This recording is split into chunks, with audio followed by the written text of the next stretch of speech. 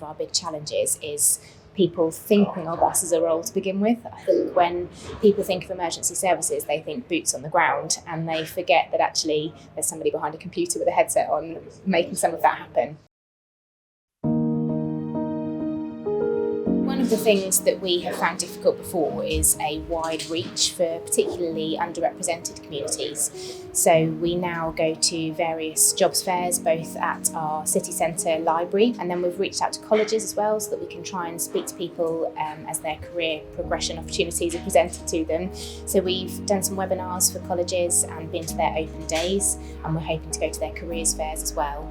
And then we have also been part of our local county show, just to try and get word of mouth. So the more we can do to publicise ourselves to those people who just don't get to see us, the better. We see an uptake in applications when we advertise on Facebook and LinkedIn and Indeed as well, we've gone out to.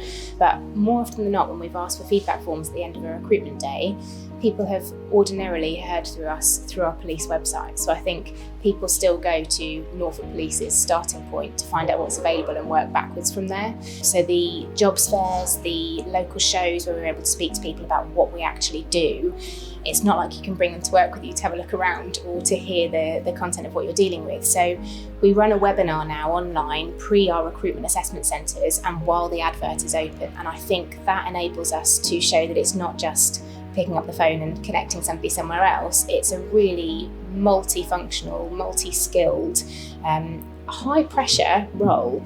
And so the webinar enables us to open the window into that for whoever might be thinking of applying or has already booked onto our assessment centre, to tell them properly what the different roles in the control room are, the weight of responsibility that will be on their shoulders. Yes, there's lots of support around you. Yes, you've got tutors and supervisors, but ultimately how quickly we're going to somebody or whether we're going at all is on your shoulders. And so what we find we can't train is the resilience. We need people to be really eyes open before they come to those assessment centres, before they're in the classroom, before they're taking calls, to know what it is that they've got to be comfortable with when they go home at the end of a shift. We've had our Skillgate training days recently, and we bring role players in for that. And some of them are college students, so we do a careers talk with them too.